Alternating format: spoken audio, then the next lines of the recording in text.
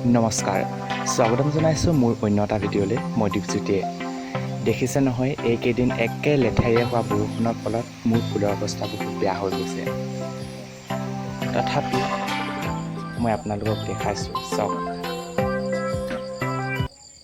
এয়া ফুলো নুফুলোকৈ এবাৰ ৰ'দ ওলায়, এবাৰ বৰষুণ ওলায়, যাৰ কাৰণে মোৰ ফুলখিনিৰ অৱস্থা এয়া। আৰু কেনেকুৱা লাগিছে আপোনালোকে ক'ব। এই 9 বাজি ফুলখিনিৰ ৰুবৰ সময়ত মই মাটিৰ সংমিশ্ৰণটো লৈছিলোঁ এনেদৰে: গোবৰ, শুকান গোবৰ, মাটি আৰু বালি, এই তিনিটা সংমিশ্ৰণৰ দ্বাৰাই মই এই 9 o'clock ফুলখিনি লগাইছিলোঁ। তাৰ পৰা মই আৰু ইয়াত একো কৰিবলগীয়া হোৱা নাই। নিজে নিজে ফুল ওলাইছে, ডাঙৰ হৈছে, ফুলিছে। এতিয়া কথাটো হ'ল, এইকেইদিন 5-6 দিন বৰষুণৰ ফলত ইয়াত বহুত ক্ষতি হ'ল। কাৰণ ইয়াত বহুত কলি আহিব ধৰিছিলে। বৰষুণ 4-5 দিন একেলেঠাৰিয়ে হোৱাৰ ফলত কলিবোৰ প্ৰায়ভাগ সৰি গ'ল। আৰু আজি অলপ বতৰটো ফৰকাল কৰিলে, আৰু সেই দেখি মই আপোনালোকলৈ ভিডিঅ'টো লৈ আহিছোঁ। আচলতে 9 বাজি ফুলক খুব ৰ'দৰ প্ৰয়োজন।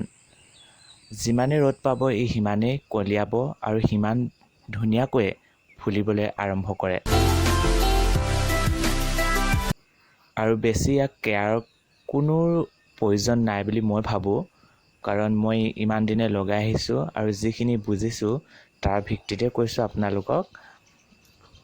লগাই দিব আপোনালোকে এনেকৈ, গোবৰ দিব, শুকান গোবৰ দিলে খুব ধুনীয়া হয়। আৰু আপোনালোকে একো কৰিব নালাগে, পানী দি থাকিব লাগিব খালী।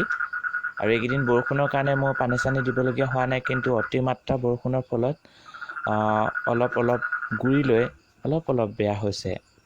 কিন্তু এইকেইদিন যদি ৰ'দ দি দিয়ে খুব ধুনীয়া হ'ব, আৰু ই পটককেনে পোখা ওলায়। আৰু সেইখিনিয়ে আপোনালোকক ক'বলৈ আছিলে। মই শ্বৰ্টকৈ ভিডিঅ' এটা লৈ আহিলোঁ, আৰু আপডেটবিলাক আপোনালোকক দি থাকিম। চেনেলটো ছাবস্ক্ৰাইব কৰি ল'ব, আৰু ভাল লাগিলে লাইক, কমেণ্ট, শ্বেয়াৰ কৰিব। ধন্যবাদ। এয়া মই মোৰ বেলেগ ছাইডে থকা দেখাই দিছোঁ 9 o'clockখিনি। এয়াই বৰষুণ দেখিছেনে, এবাৰ ৰ'দ ওলায়, এবাৰ বৰষুণ ওলায়, বৰষুণ দিয়ে। চ' তেনেকুৱাই আৰু কি ক'ব।